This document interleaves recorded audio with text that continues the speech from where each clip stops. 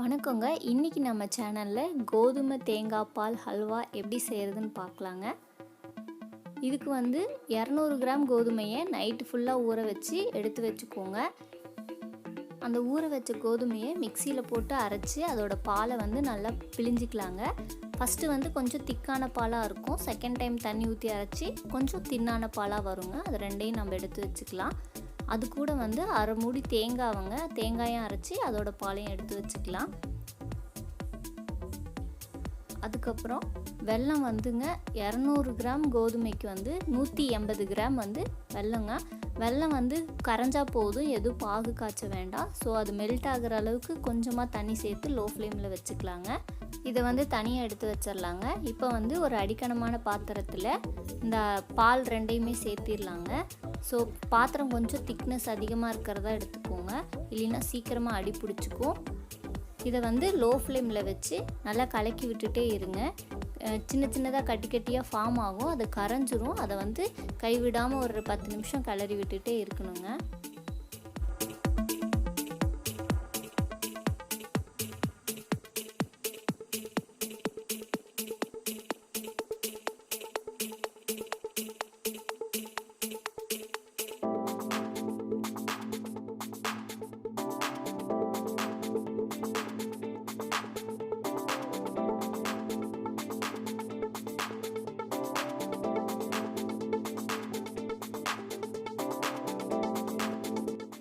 இது இந்த மாதிரி திக்னஸ் வந்ததுக்கப்புறமா நம்ம அதை கரைச்சி வச்ச வெல்லத்தை இதில் கொஞ்சம் கொஞ்சமாக சேர்த்தி நல்லா மிக்ஸ் பண்ணி விட்டுக்கலாங்க.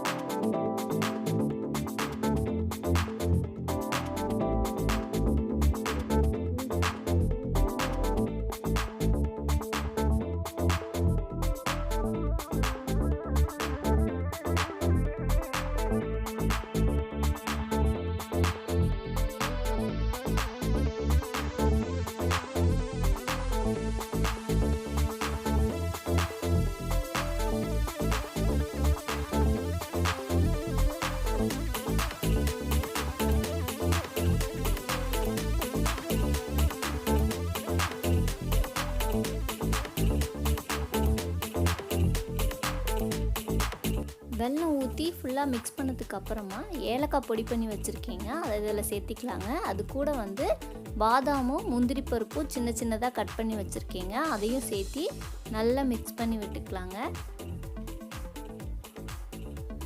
இது செய்ய பார்த்திங்கன்னா கிட்டத்தட்ட 3/4 மணி நேரம் ஆகும்.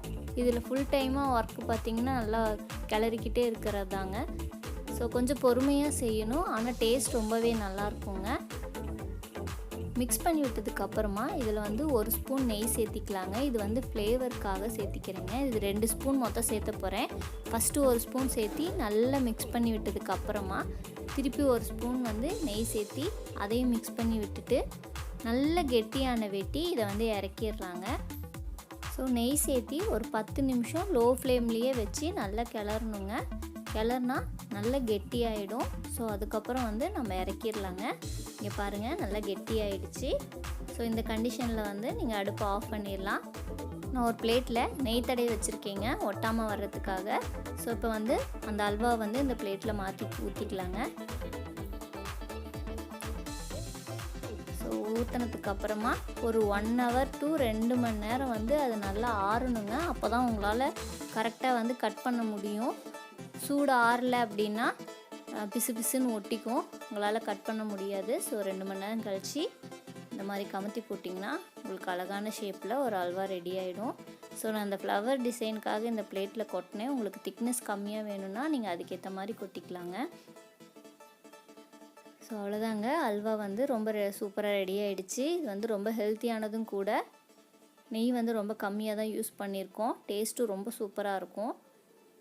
ஸோ நீங்கள் கண்டிப்பாக ட்ரை பண்ணி பாருங்கள்.